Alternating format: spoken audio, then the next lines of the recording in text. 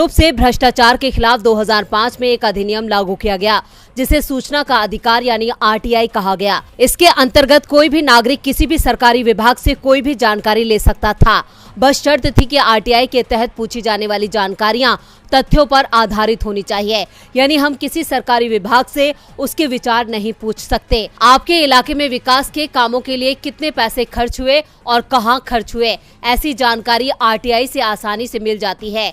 इतना ही नहीं, देश में कई सारे घोटालों को उजागर करने में RTI की अहम भूमिका रही है। लेकिन 2014 में केंद्र में मोदी सरकार आने के बाद RTI को धीरे धीरे कमजोर बनाया गया। कई तरह की सूचनाएं RTI में देने पर पाबंदी लगाई गई। इसे लेकर कई संशोधन भी किए गए, जिससे RTI के तहत मिलने गए अधिकारों में काफी कमी की गई। तो वहीं अब मोदी सरकार पर्सनल डेटा प्रोटेक्शन कानून भी ले आई है। राष्ट्रपति की मंजूरी के बाद पर्सनल डेटा प्रोटेक्शन बिल 2023 अब कानून बन चुका है। ये बिल हाल ही में संसद के मॉनसून सत्र में पारित हुआ था। इस बिल को लेकर कई सांसदों और सामाजिक कार्यकर्ताओं ने चिंता जताई है।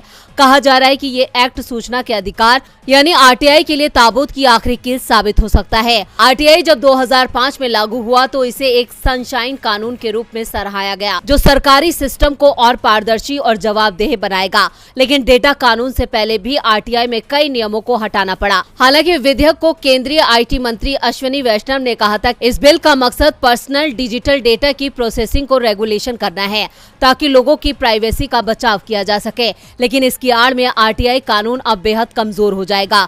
पर्सनल डेटा प्रोटेक्शन के नाम पर सरकारी विभाग कई तरह की जानकारियां साझा करने से इनकार कर सकते हैं।